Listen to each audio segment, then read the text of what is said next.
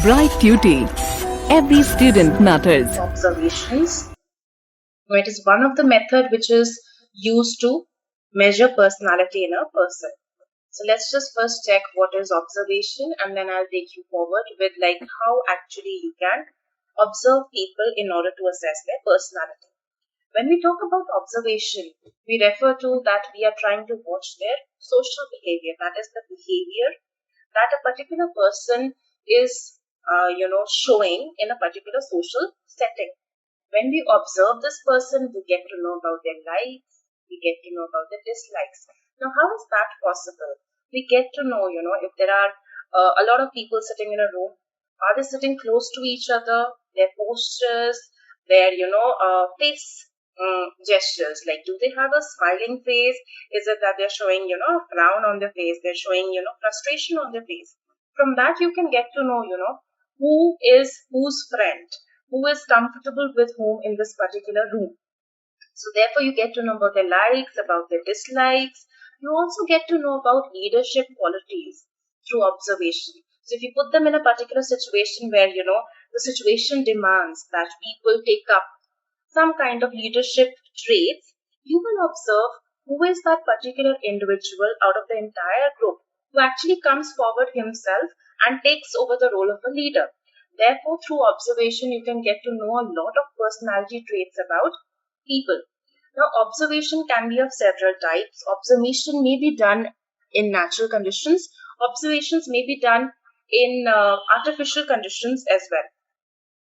Now, where the investigator himself observes and makes the assessment of the traits which are expressed by the individual in his or her behavior in certain situations, but it is done under natural conditions, as in under the natural environment.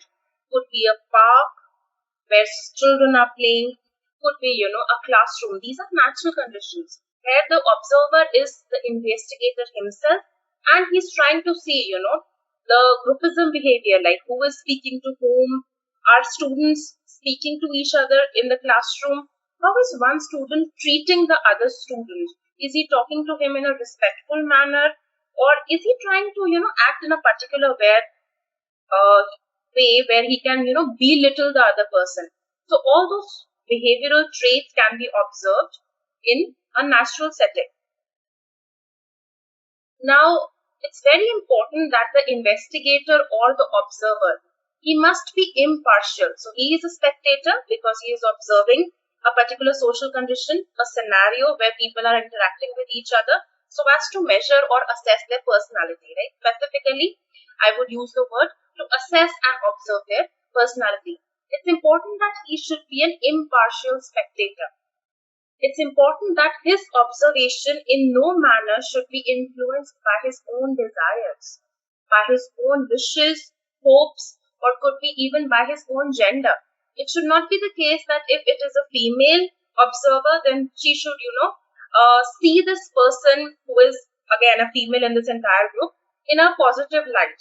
And, she should see other people who are there as a part of the group who are, let's say, males in a negative light. So, nothing of that sort should be there. No favoritism should be there. No discrimination should be there. The investigator's own desires should in no way disturb the observation process.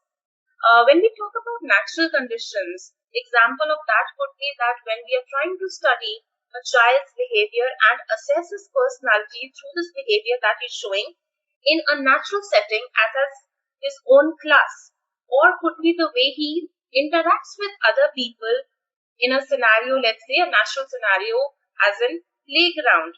Does he play with other people? Does he play with, only people from his own gender? Or does he mix up with other gender people also or not? Is he comfortable speaking to maybe, let's say, adults? Is he comfortable, playing here and there in the playground? Is it that he restricts himself?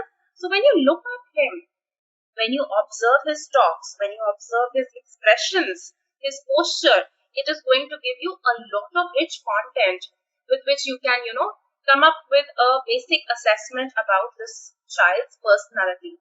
You can even observe people in different social occasions, in gatherings, get-togethers. So these are all natural environments. Observations are also possible under artificial conditions. Could be, when you ask a particular subject or a person to come in your laboratory. As a psychologist, you ask him, come to my laboratory. I want to check something in you. I want to talk to you or something of that sort. Could be when you, already convey to the subject or to the person that I want to do a particular research on you. That is an artificial condition. Disadvantage, a major disadvantage of this particular observation method is that the other person may fake. He may not show you the real self. He will, show something else only to you. Things which are not really his true self, but maybe, the good self. He may be a very shy person. Once you tell him that, come to a particular place, I want to talk to you, maybe the laboratory, or you tell him that, I want to do some kind of research on you. He may be a very shy kind of person, and, he may not open up to you. Or when you say all these things to this person, he may become very conscious of you, and therefore he will not come up with his real self. So artificial condition observations have their own set of limitations. So they have to be done in a very careful manner so that the limitations can be somewhere handled. Okay, moving ahead with the topic of observations as a method of personality assessment. Now a teacher can observe in her or his class that if a child comes to school in time, does his or her homework regularly, sits in the last bench, never asks a question in the class, does not speak much with other children in his class, and is hardly seen participating in games or any other co-curricular activities, maybe drama or other cultural activities which the school have organized for the students. The teacher can make an assessment that maybe the child is very shy as a person or is a withdrawn child. So it's important to understand that a child is regular with the homework, he is punctual also. It's just this that he is withdrawing from every situation where interaction is possible. He's not talking to anyone in the class, he's not communicating with them, he's not participating in games where social interaction is possible. He's staying away from any kind of drama or cultural activities or events. So this is going to suggest certainly that something is, wrong with the child. He is a withdrawn child or a very shy type of child. So this is again observation in a natural setting done by the teacher. Observation may be done in other settings, could be like, playroom, where you're trying to observe children and their behavior. Could be done in a child guidance clinic where, the parents have approached a particular psychologist to assess the personality of their child. Now, let's say it is observed that there is a child who picks up many toys from the shelf, throws some on the ground, kicks some, and breaks the legs of some male toys, or even the neck of an elephant. He or she splashes water from the bucket all over the floor. Now, such a child, the kind of assessment that you can make for the personality characteristics that the child has just shown, could be that this child is a very aggressive kind of child. Without any kind of, stimulus, he or she is acting in this manner where he's throwing or kicking things here and there, even breaking things. That implies that maybe the child is a very aggressive kind of child. Now, if you do further case study of this child, which means you go deeper into the history of this child, you may get to know a lot of things. Could be that this behavior that the child is showing, this frustration or this aggression that the child is showing, could be that it is because, his mother had died maybe a couple of years back. His father had remarried. Now he's staying with his stepmother and his own father. But he's not getting the warmth, affection that he always wanted from his mother. So maybe, this is the background information that you will get. And you can therefore correlate his,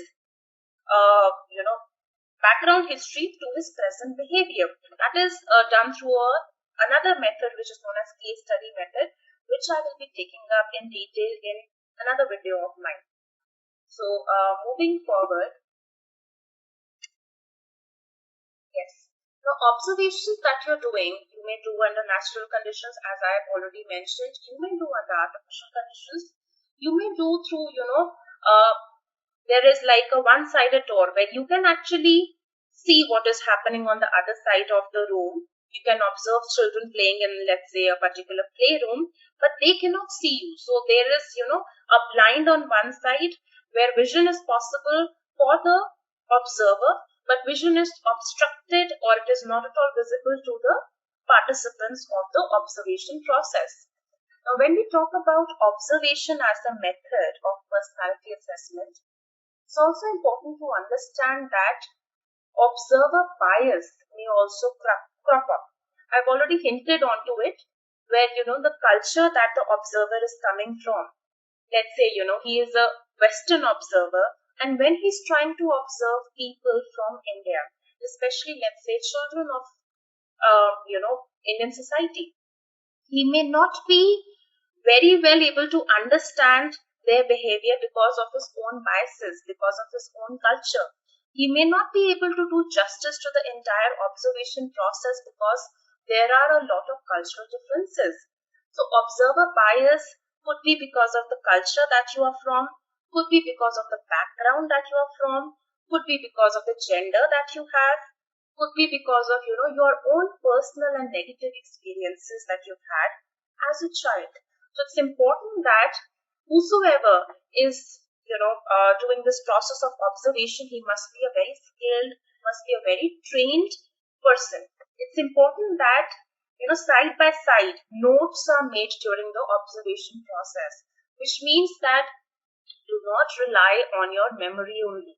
Why? Because you may lose out on a lot of rich content otherwise. Participant observation is also possible where you become a participant of in the group that you're trying to observe.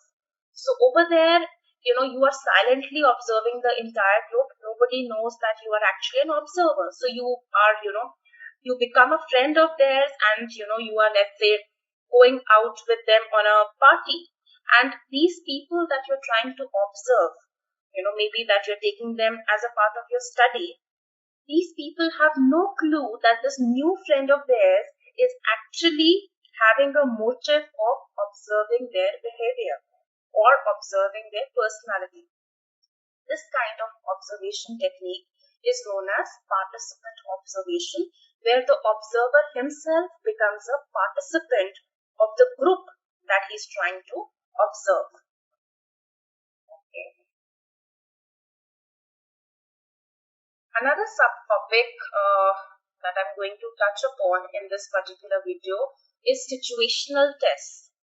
Now, it's very interesting to notice that these tests place the individual in a lifelike situation, which does not appear to be a test to the person that you're actually trying to test or the person whose personality you are trying to assess.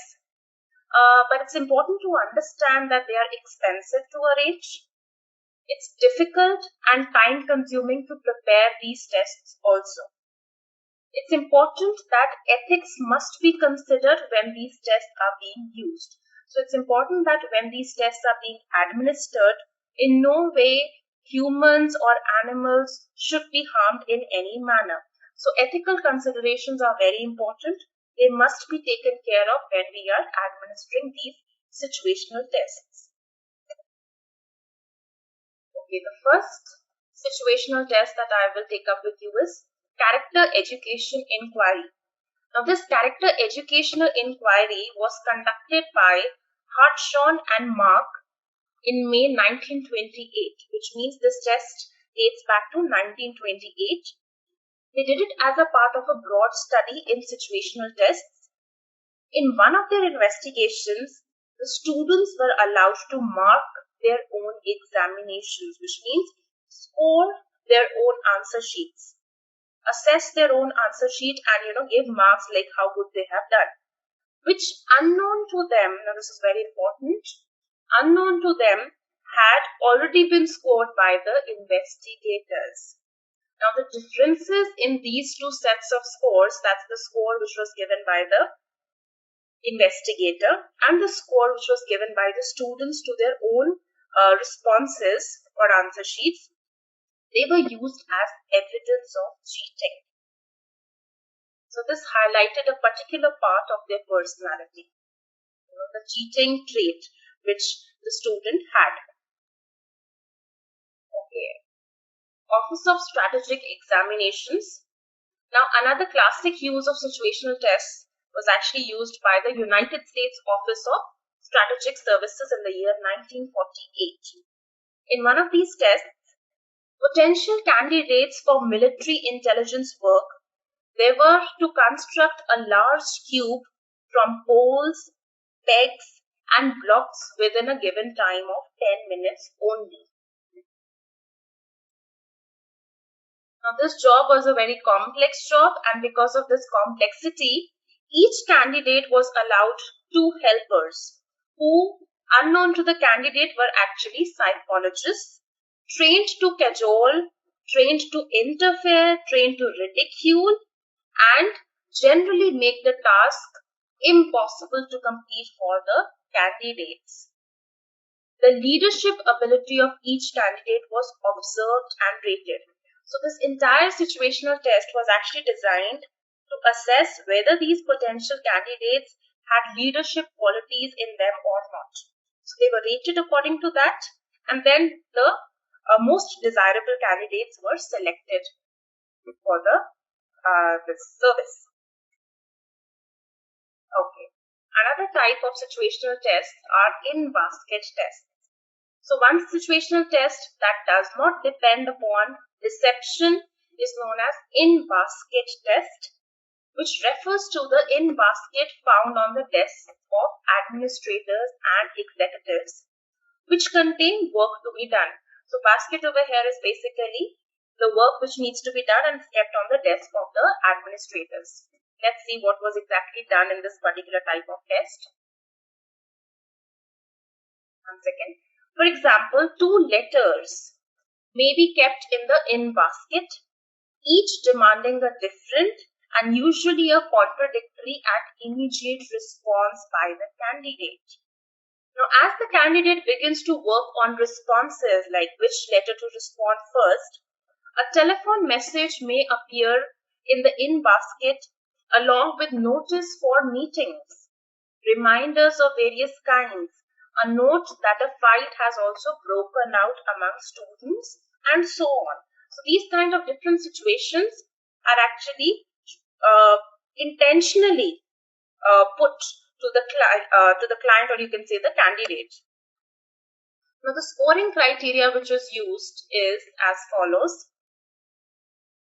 Whether the candidate, the potential candidate, has been able to delegate responsibilities to different people in his office, his subordinates or not. It is determined whether he has been able to determine his own priorities among tasks or not. So we have seen that there were a lot of tasks that he had to complete. Could he make a good decision in terms of prioritizing them or not? Something which required urgent attention. Did he give urgent attention to that or not? And then, accordingly prioritize the rest of the task? Yes or no? That was decided. Next criteria was time required for writing or dictating letters. Was he quick with that or not? Scheduling appointments. Was he quick and, efficient? And did he actually effectively schedule the appointments as per the priority that he had designed or not? So these were the scoring criteria.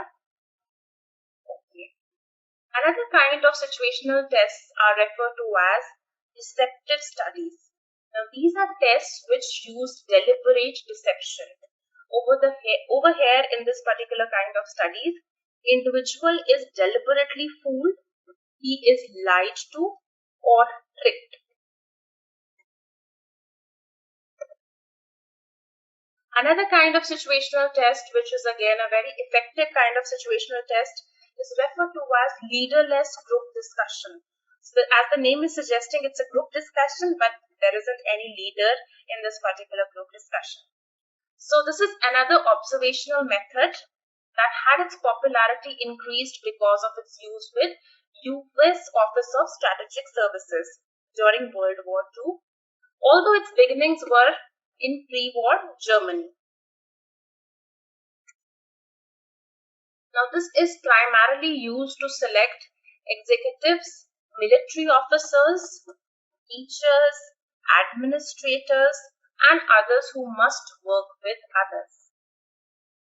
So, where group work, teamwork is essential, it's basically used with those kind of potential candidates.